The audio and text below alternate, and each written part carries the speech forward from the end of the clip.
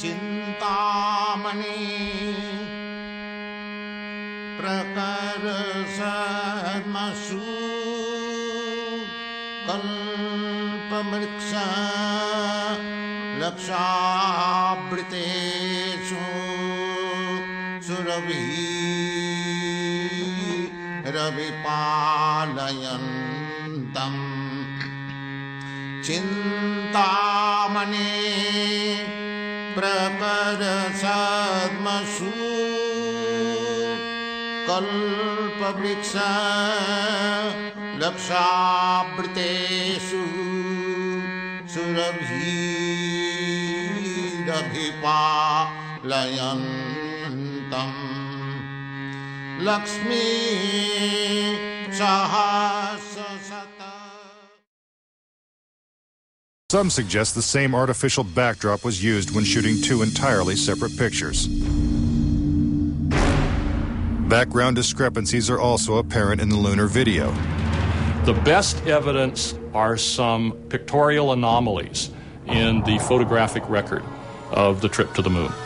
There is one for Apollo 16 where the same shot, the same hill, appears in 2 different days. This tape was shot on what was reported to be the first of Apollo 16's lunar excursions. But it couldn't pick a better spot. And this video was from the next day at a different location. That is the most beautiful sight. NASA claims the second location was 2.5 miles away. But when one video is superimposed over the other, the locations appear identical. The conspiracy theorists see that as evidence that we didn't go to the moon, that it was staged, and the opposite point of view is that it's a case of bad editing. It's absolutely unreal. Conspiracy theorists claim that even closer examination of the photos suggest evidence of doctoring.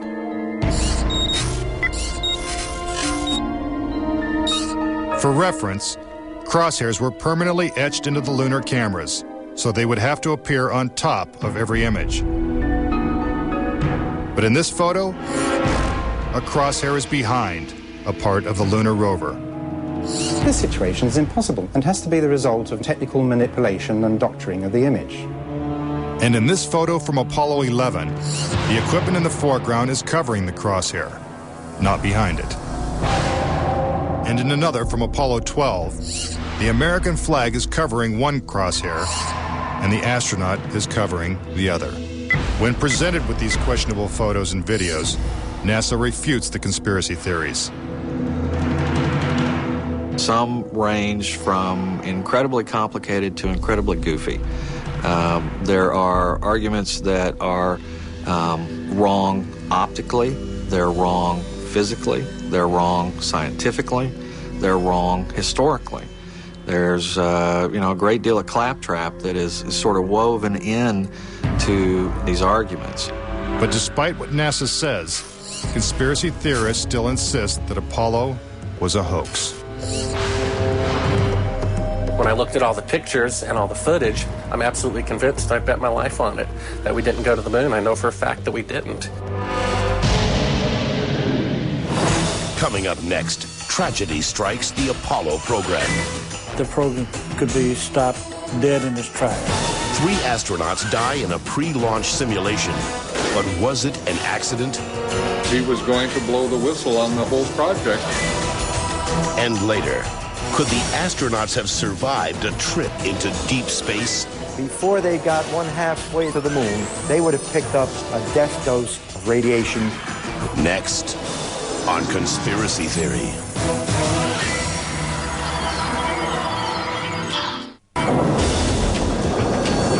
If what conspiracy theorists say is true, how could NASA perpetrate such a widespread hoax without someone from the inside blowing the whistle? Virgil Gus Grissom was selected as one of the original 7 astronauts. A family man and a veteran of several space flights, he was a national hero and was likely to be the first man to walk on the moon. But Grissom was also an outspoken critic of the space program and was quoted as saying, "Someone's going to get killed."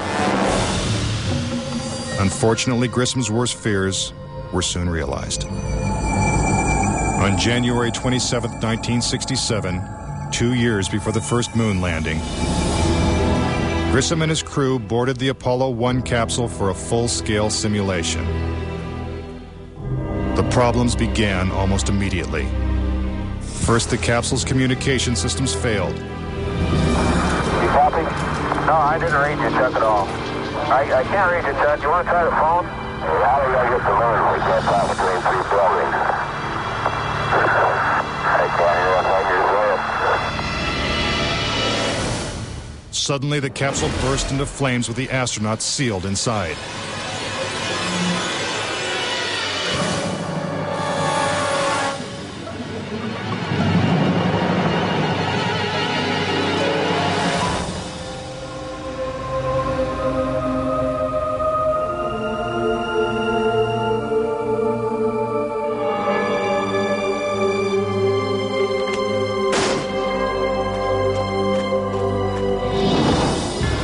Tragically, Gus Grissom, Ed White,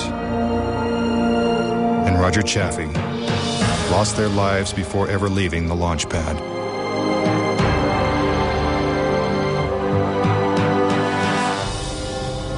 Gus Grissom's family believes the Apollo 1 fire was no accident. I think it was intentionally sabotaged by someone. It's been a question in my mind, what was found in the accident investigation and how was that handled? Was the CIA involved or whoever? But it was done intentionally.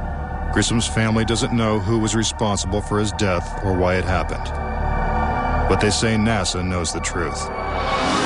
Gus gave his life for this program, and I feel like that it is up to NASA to come forward and give us a direct answer to what really happened.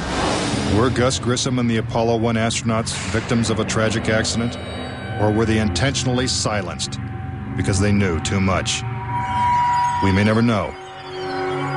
The cause of the fire is still a mystery, and the capsule remains locked away at a military base.